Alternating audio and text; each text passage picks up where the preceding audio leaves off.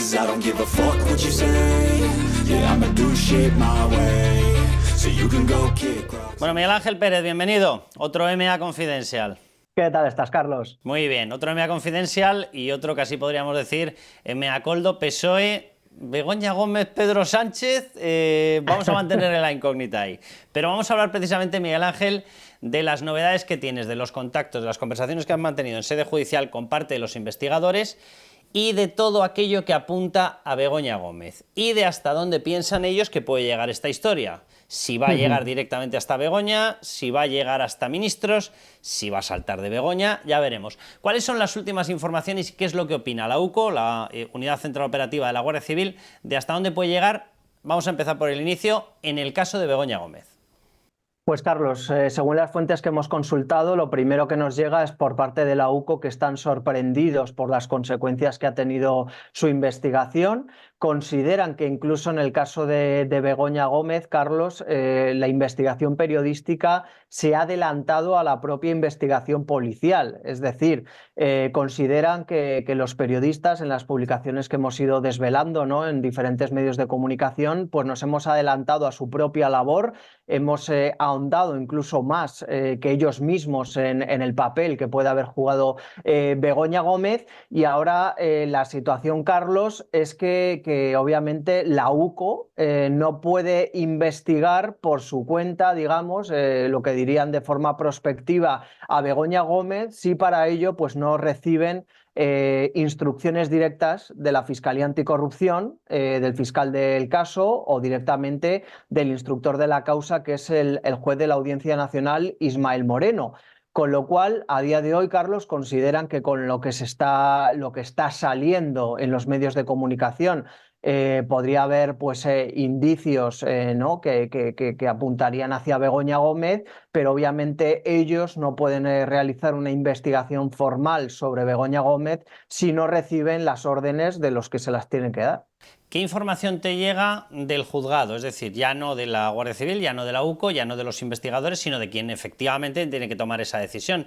Porque ahí lo lógico sería que se planteara por parte de las acusaciones, hay que recordar que el Partido Popular, por ejemplo, está en la acusación, que se planteara efectivamente algún tipo de solicitud de diligencia al juez para ir por la vía de analicemos qué pasaba entre Globalia, aquellas relaciones, Globalia con el señor Hidalgo, con Javier Hidalgo, con Víctor Gonzalo de Aldama y con Begoña Gómez. Eso sería lo lógico.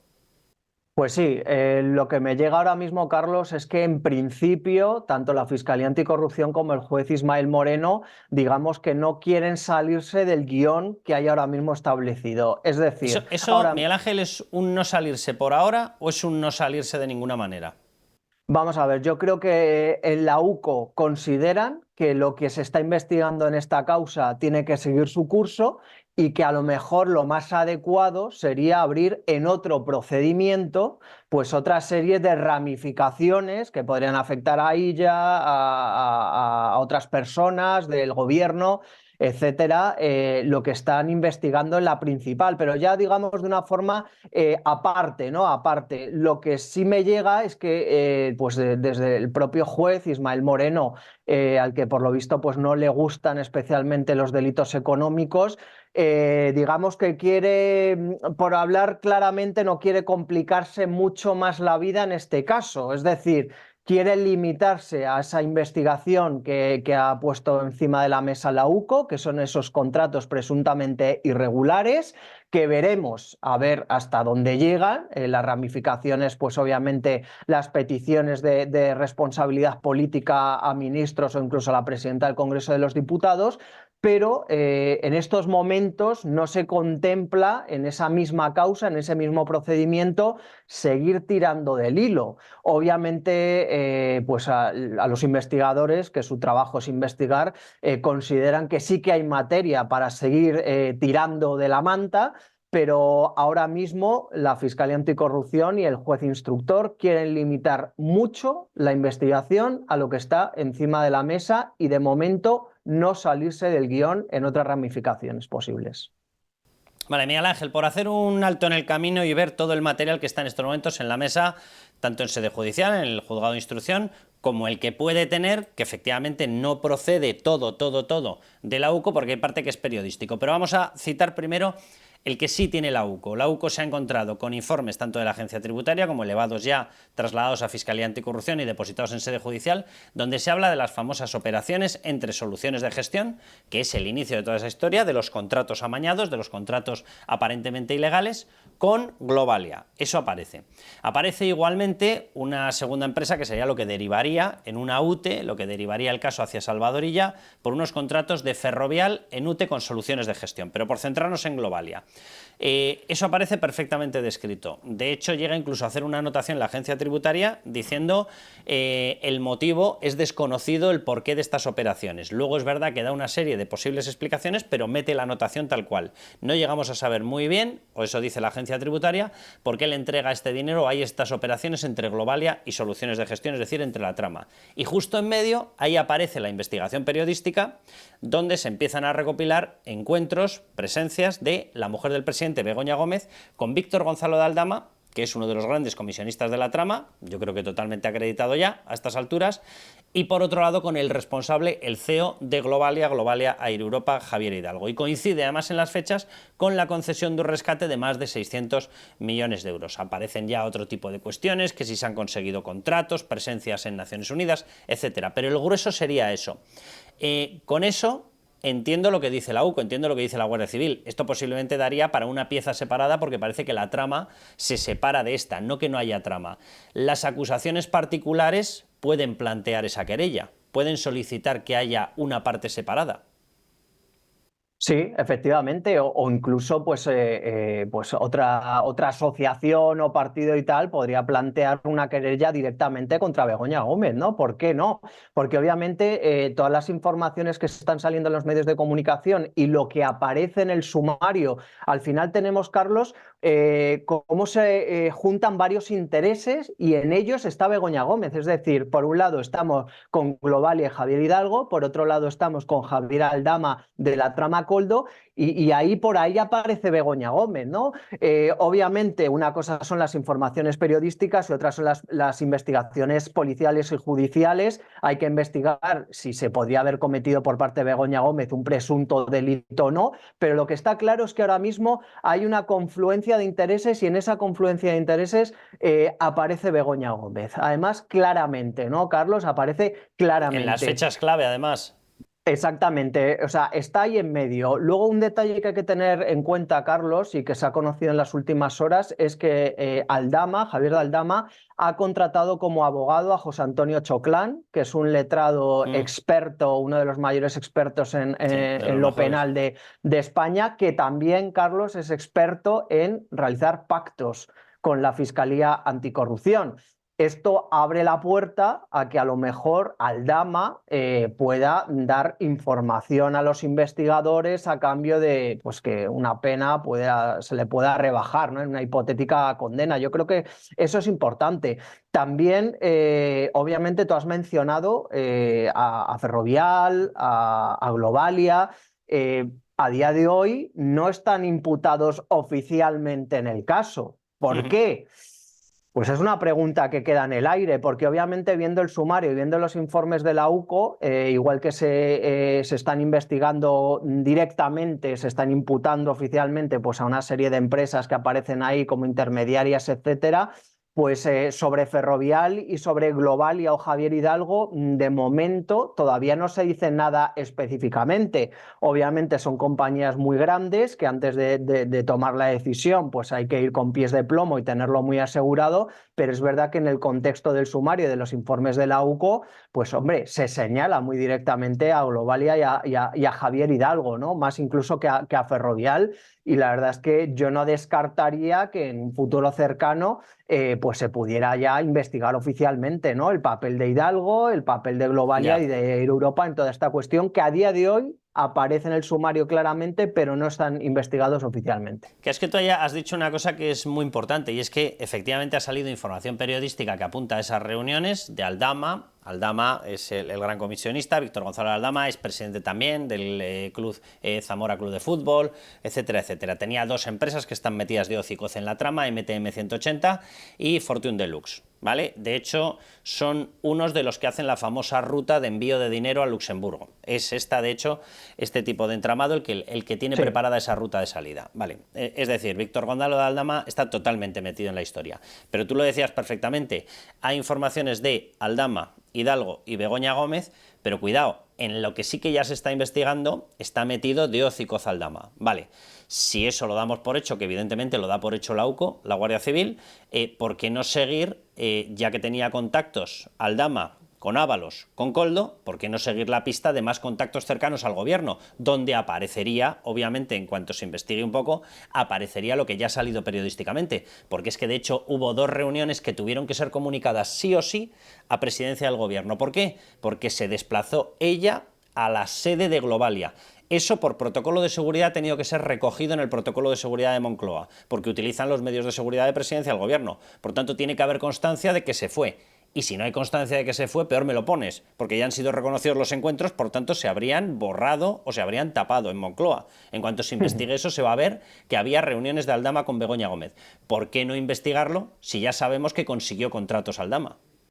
Efectivamente, Carlos. Yo creo que ahora mismo el único escollo, como digo, por parte de la UCO y de la Guardia Civil, yo creo que por ellos obviamente estarían encantados de investigar cualquier presunta irregularidad, y el problema es que obviamente es una investigación muy delicada, que está teniendo mayores consecuencias que lo que ellos preveían, que estamos ya tocando a las puertas de Pedro Sánchez, de su mujer, etcétera, Es que esa es la y historia. obviamente tienen el miedo, Carlos, tienen el miedo de que se pueda dar un paso en falso o pisar en un terreno que no sea firme, y que el gobierno y todos los poderes fácticos que están esperando cualquier error para intentar desacreditar la investigación lo utilicen en contra para llevarse por delante toda esta investigación que, recordamos, ya afecta de lleno a varios ministros, a la presidenta del Congreso, etcétera. Yo creo que ahora mismo ese es el único escollo para no abrir formalmente una investigación pues en la rama de Hidalgo, Globalia y Begoña Gómez. Obviamente, eso es clave. Esa cautela, Miguel Ángel, la entiendo perfectamente. Es un caso tan explosivo y tan brutal que más te conviene ir cimentando bien cada piso antes de construir el siguiente. Yo eso lo entendería perfectamente. Pero ¿tú ves en la misma actitud al juez, a Ismael Moreno y a la Fiscalía Anticorrupción? ¿O el juez es cautela y la Fiscalía Anticorrupción entramos en el capítulo de quién depende, de quién depende? Obviamente, Carlos, la Fiscalía depende de quien depende, y va a tener siempre una postura más conservadora, por decirlo de alguna forma, cuando una investigación está afectando... Yo creo que el calificativo sería cualquiera menos conservadora, ¿eh? Efectivamente. Totalmente. Todo menos conservadora. En este contexto queremos decir que obviamente cuando es una investigación que afecta de lleno al gobierno, al poder, al Partido Socialista, pues hombre, es un tema delicado, ¿no? Es un tema delicado porque si el fiscal jefe anticorrupción es Alejandro Luzón, por encima de él está nada más y nada menos que Álvaro García Ortiz, que en fin, si algo le ha caracterizado en su mandato es su cercanía directamente y sus ayudas constantes al gobierno de Pedro Sánchez y al Partido Socialista. Obviamente el juez Ismael Moreno, digamos que es una persona muy seria, fue inspector de policía, es una persona, digamos, muy cuadriculada, que quiere que todo esté muy clarito, muy asentado, muy claro, y que no se va a meter en más follones salvo que lo vea clarísimo. Con lo cual, digamos que ahora mismo el contexto no es el más propicio para que se pueda investigar claramente a la esposa de Pedro Sánchez, algo que obviamente pues las investigaciones periodísticas pongan el grito en el cielo y aparezca algo muy concreto que la apunte a ella directamente. Y no me gustaría tampoco dejar pasar, Carlos, que yo creo que en esta historia hay otro punto que está pasando muy desapercibido, y es el papel del Tribunal de Cuentas que preside Enriqueta Chicano. Ya, bueno, totalmente. Porque desde que estalló este caso, Carlos, tanto Ábalos en primer lugar como Pilar Alegría, como Pachi López, siempre han puesto encima de la mesa que todos estos contratos habían sido ya fiscalizados por el Tribunal de Cuentas y que todo era legal y que todo tal.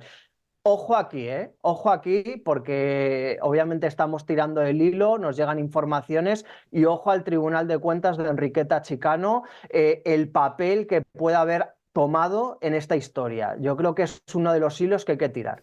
Que es que aquí, claro, tú lo estás aludiendo y es verdad, además esto judicialmente es una cosa que es muy obvia, o sea, existe el principio de acusación, tienes que juzgar o instruir sobre aquello que se acusa, tienes que seguir los cauces sobre los cuales se te han dado indicaciones de que hay determinados indicios, hablo de la UCO, es decir, no te puedes saltar esa orden, te la tiene que autorizar el juez y demás, pero evidentemente empiezan a materializarse dos patas. Una que tendría entidad propia, que es de la que estábamos hablando, que es esa famosa historia de los contactos, negocios, relaciones que tiene Begoña Gómez con entornos como el de Globalia, que estaría fuera en principio de esta trama Koldo, pero desde luego merecería una pieza aparte. Estaría la del Tribunal de Cuentas, y lo dices perfectamente, porque ¿qué es eso de que desaparecen 748 millones de euros de justificación? Y que luego además la argumentación que se da y dice, no, era para en gastos generales de cobertura. Perdón, en medio de una pandemia que te está muriendo la gente, ¿tú consideraste que el mejor destino para casi 750 millones de euros era no destinarlo a la población? No te lo crees ni tú, o sea, eso es mentira, y por tanto tendría que ser investigado, y habría incluso una tercera pata que merecería la pena que se barajase, que es ajena a esto y que, cuidado, no apunta a Begoña, apunta a Pedro Sánchez. Hay una ley de conflicto de intereses, la 3-2015. La 3-2015 exige literalmente, y lo voy a leer, que en caso de que aparezca tu mujer involucrada con determinadas empresas, tú como presidente del gobierno te tienes que abstener de tomar decisiones en esas materias.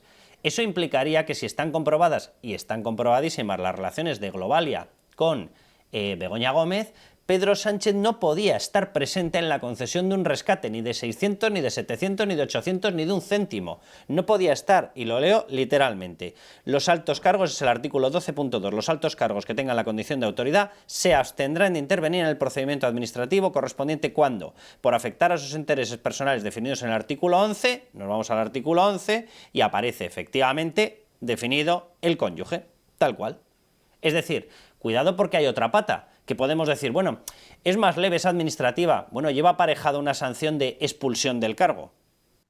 Hombre, es que ya simplemente desde el punto de vista estético, Carlos, no tiene ningún sentido que la mujer del presidente del gobierno esté haciendo negocios o buscando business o estableciendo según qué contactos cuando su marido es nada más y nada menos que el presidente del gobierno. Es que esto ya, claro, como entramos ya en un terreno que ya estamos hablando de cosas penales, ya lo estético con el gobierno de Pedro Sánchez lo tenemos ya muy olvidado porque nos tiene acostumbrados a todo tipo de escándalos. Sí, los escándalos vienen como los Comansi, de 6 en 6 o de 10 en 10, tenerlos toques fáciles, sí, sí. Claro, entonces ya estamos acostumbrados a un nivel de escándalo en el ámbito penal, que esto también es muy importante, ¿no? O sea, ¿qué hace la mujer del presidente del gobierno metiendo en según qué negocios, que si con África, que si con Marruecos, que si el IE, que si no sé qué pinta la mujer del presidente del gobierno? Y luego, Carlos, que no se nos olvide también el papel de Santos Cerdán, porque hablábamos antes del Tribunal de Cuentas. Santos Cerdán fue el primer padrino de Koldo en el Partido Socialista.